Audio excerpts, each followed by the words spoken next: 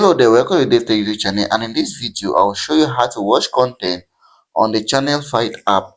If you find the video helpful, make sure to like, subscribe, share for more important videos like this. So if you want to watch content on the Channel Fight app on your Hisense Smart TV, the first thing is for you to get the application. So getting the application is very easy. Just go over to your app store. Now first you have to make sure that you don't have the application installed yet. If you don't have it installed, they can come over here and search for it. Just go over to your app store and then you click on you go ahead and search channel fight. So for instance, I'm just going to type in this, and here's the application here.